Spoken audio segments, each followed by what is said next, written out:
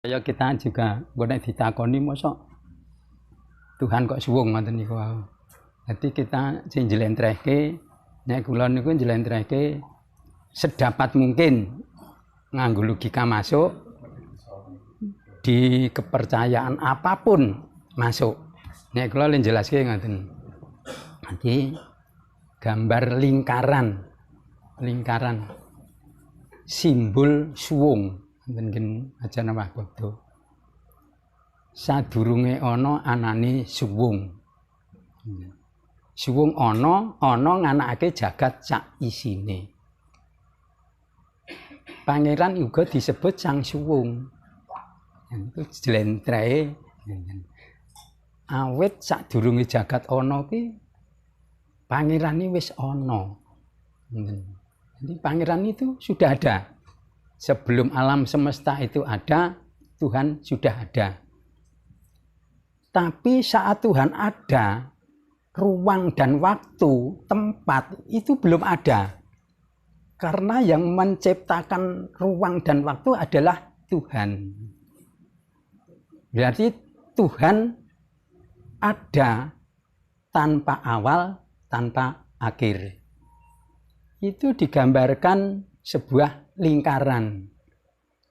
Tapi sebetulnya garis lingkaran itu adalah semacam fata morgana, halusinasi untuk membuat tanda. Padahal Tuhan Maha Besar, tidak ada batas, tidak ada ruang dan waktu. Bayangkan kalau garis lingkaran itu dihilangkan. Yang ada apa? Ruang tanpa batas, tanpa sekat.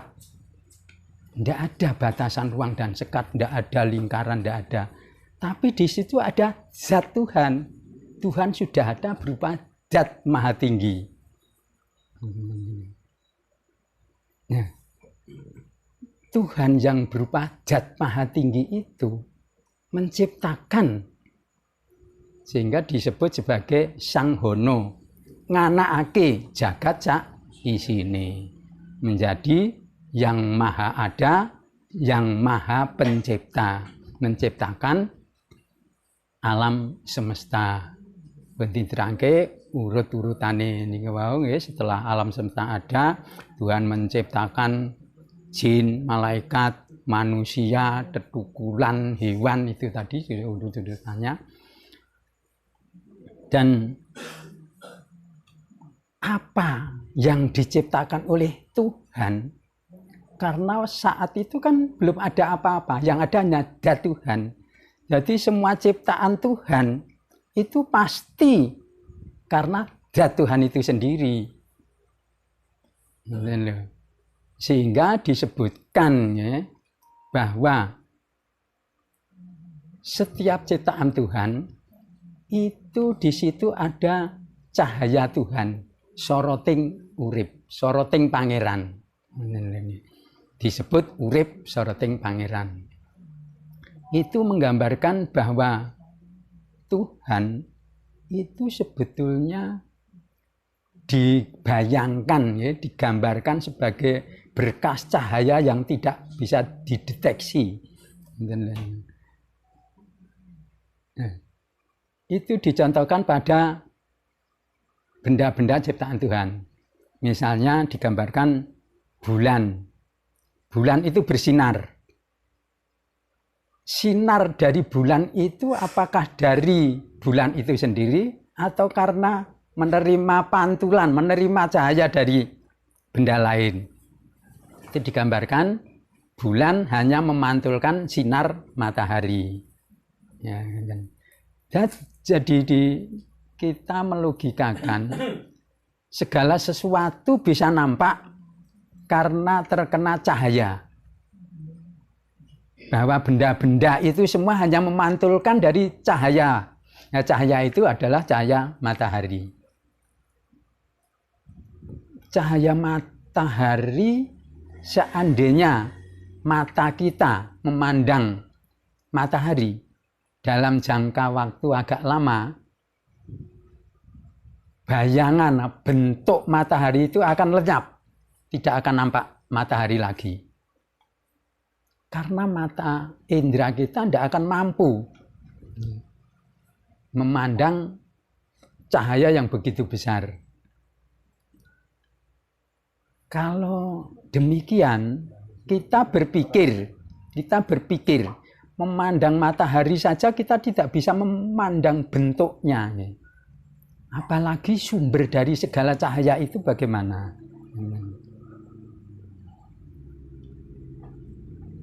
Makanya digambarkan sebagai zat yang maha tinggi, tanpa batas, tanpa ruang, dan itu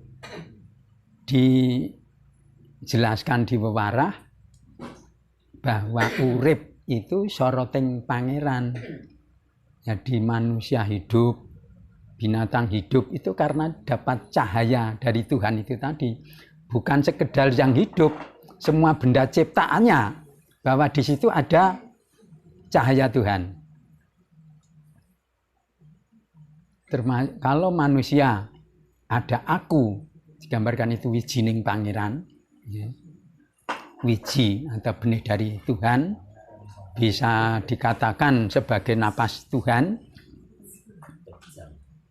Ya, benda-benda mati yang lain pun demikian, paling tidak mendapat cahaya ini sehingga benda-benda itu bisa kita lihat. Intinya Jani. Intinya. Nah, setelah kita menyadari bahwa semua ciptaan Tuhan itu terjadi ya, karena zat Tuhan itu sendiri, makanya di dalam tubuh kita, ya, terutama kita bicara soal kita, ya, seandainya urip itu diambil oleh Tuhan, kita tidak bisa berbuat apa-apa. Artinya cahaya Tuhan kembali kepada Tuhan.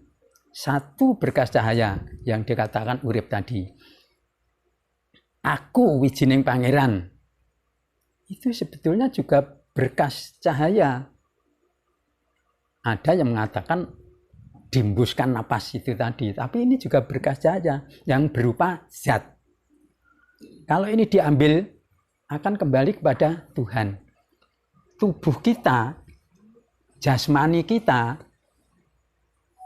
diceritakan terjadi dari segumpal tanah. Tanah, udara, air, itu semua berasal dari zat Tuhan itu sendiri. Nantinya, berarti tubuh kita ini nanti akan kembali kepada asalnya, terurai. Tubuh kita akan terurai. Zat cair kembali air, yang api kembali panasnya itu api, udara kembali udara, akhirnya lebur luluh menjadi bumi, udara, air. Pada saatnya nanti semuanya akan kembali lagi ke zat Tuhan menjadi suwung itu tadi. Jadi semuanya kembali ke suwung. Hanya prosesnya, proses kimianya ini tadi loh.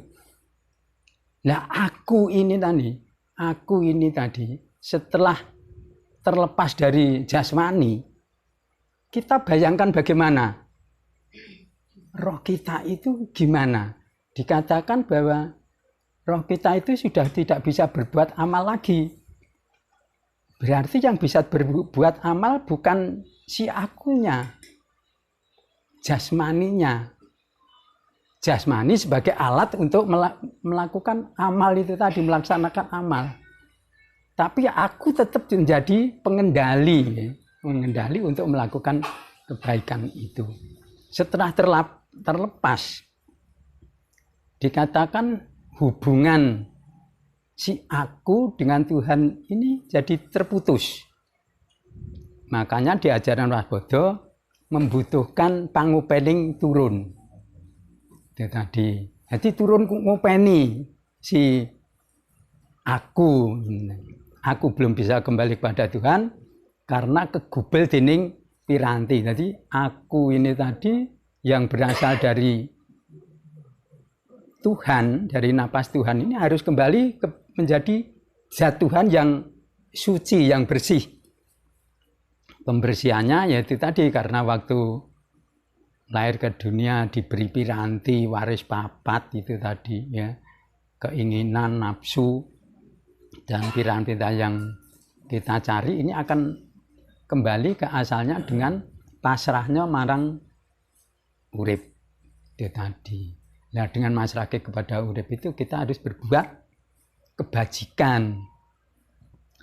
Tidak bisa diselesaikan sendiri melalui anak, cucu, turun itu tadi.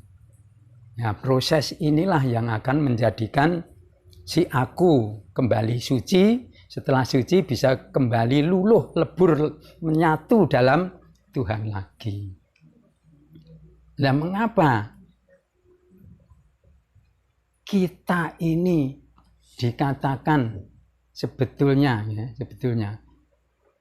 kita ini di dalam Tuhan? Karena itu tadi,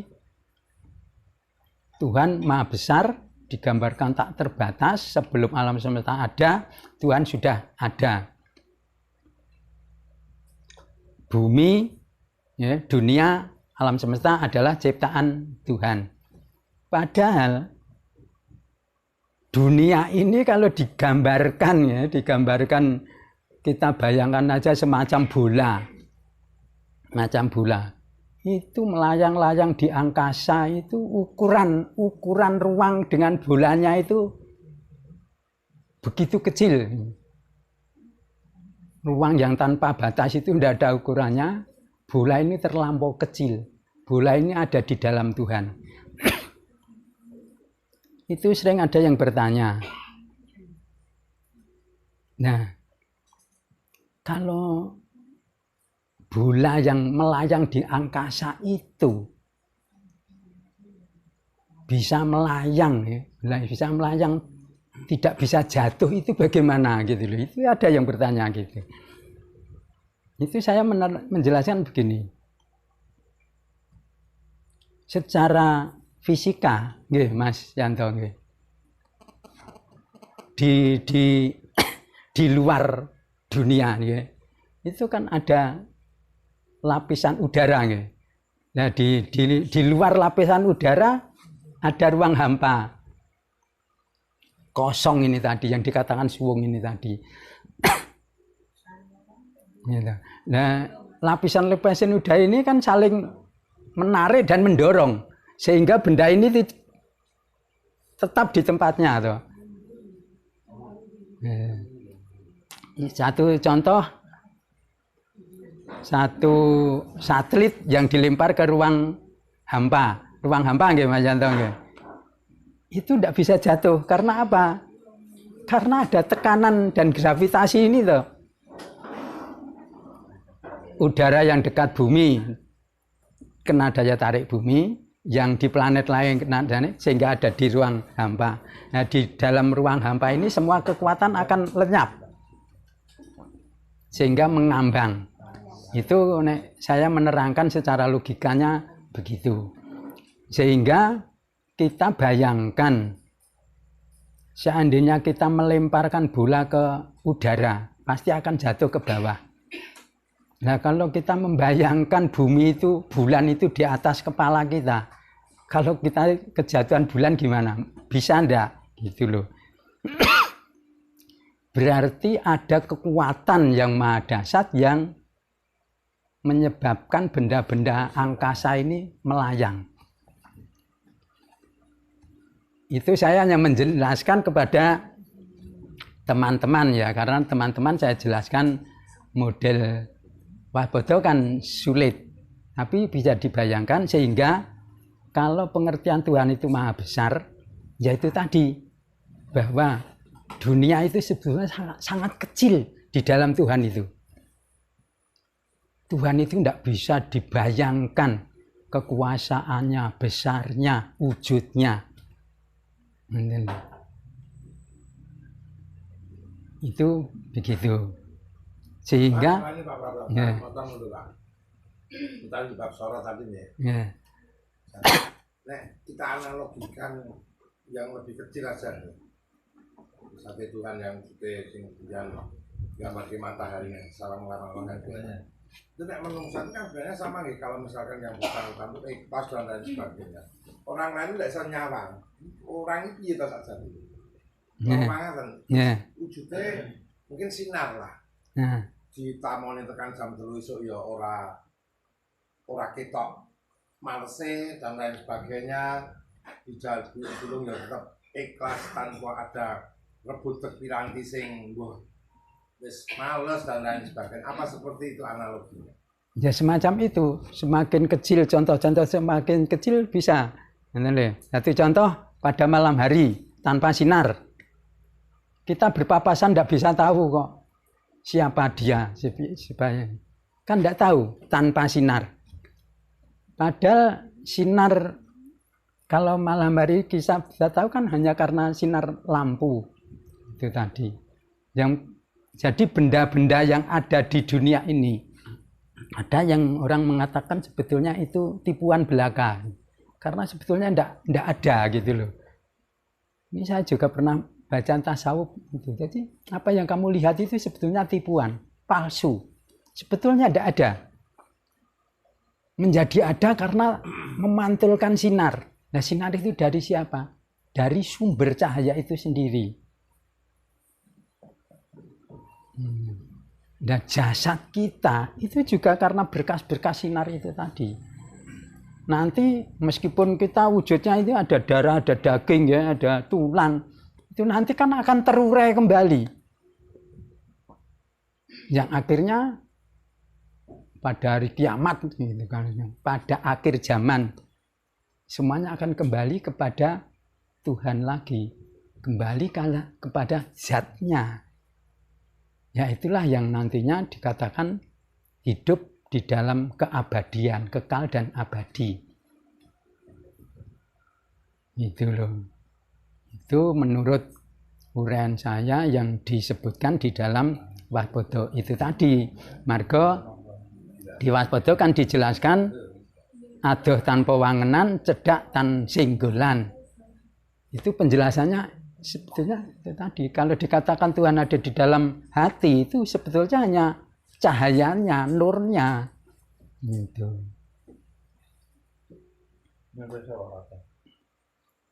Selama ini itu saya tuh menganggap Tuhan ini kayak figur manusia. Jadi seolah-olah Tuhan ini kayak wujud manusia ini. Seolah-olah. Kebanyakan orang begitu. Tapi setelah bahwa sebelum ada apapun Tuhan sudah ada di situ. Iya. Pada dunia itu caranya jadi pengawasnya Gusti Allah ono pira biasanya. Kira-kiranya Gusti Allah nomor kiri ngawasi dua lali saya solo.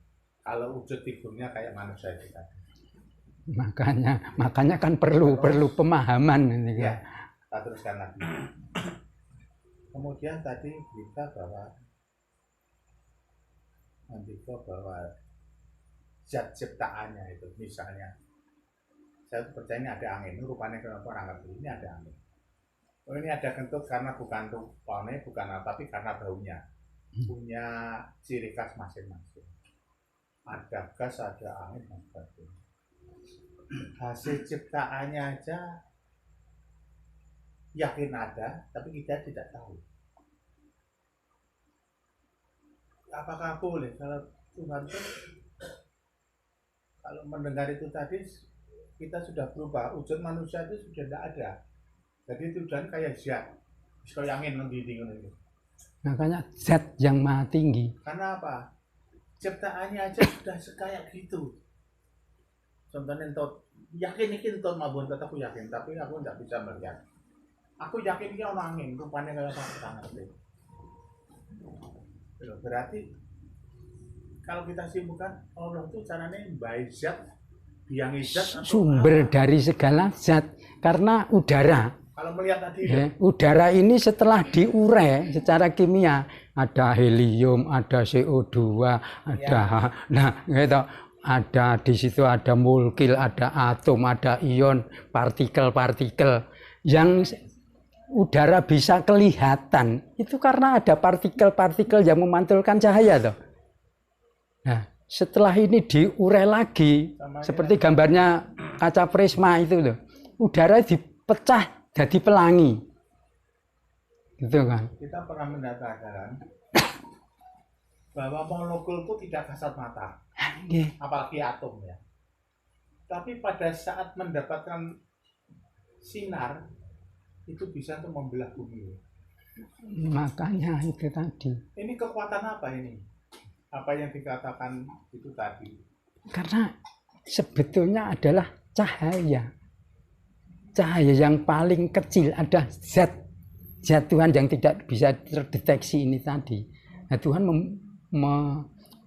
menciptakan bumi dengan langit dengan udaranya, dan nah ini kan sudah bercampur untuk kebutuhan hidup manusia. Kebutuhan manusia seperti oksigen itu sudah ada di dalam zat itu tadi. Manusia, karena aku pemeluk Islam lahir di Mekah, seolah-olah Yesus Gusti Allah kayak ngarap wong. Aduh. Dan kaya menungso kuwi lek ngawasi piye? Kamu Gusti Allah nang kene golari rumput kabeh lho ingkang mriki. Tapi kalau melihat dari cerita Pak Roso tadi bahwa ada beberapa zat itu tadi hasil ciptaannya. Ciptaannya reso diyakini, aku yakin ada dan itu, tapi aku tidak bisa melihat. Ya, contoh-contoh tadi itu loh. Nah ini berarti Tuhan itu udah berupa figur kayak manusia ngono Pak. Nah itu kan dicontohkan di anu toh. Iya, ya foto Mas Didit. Ya Mas diskusi kalian ini kan lalu kan paham bareng. Jadi bahas kosong isi. Wong bener. Kan contohnya gelas. Gelas itu anggap tae mboten enten. Kosong ya. Ning isi. Udah. Dan itu yakin ya? Itu yakin. Ini nggak ngerti itu. Itu hasil ciptaannya aja kayak gitu. Apalagi yang menciptakan kan itu. Sing itu. gawe urip. Ya aja goleki tae, aja goleki kopine, aja goleki sodane. Mergone ra ngono. Ning isi lho jane gelas. Gelas ini udah ada. Contoh kecil itu tadi. Nah, contoh yang semakin kita kembangkan, kita berdasarkan kitab-kitab suci yang sudah diturunkan oleh Tuhan. Misalnya tentang penciptaan, ya. Tentang penciptaan itu kan satu sebetulnya petunjuk saja, ya. Tuhan menciptakan Adam. Itu di dalam firman-firmannya juga Tuhan menciptakan Adam itu seperti Tuhan itu sendiri. Makanya ada pengertian orang membayangkan punya keyakinan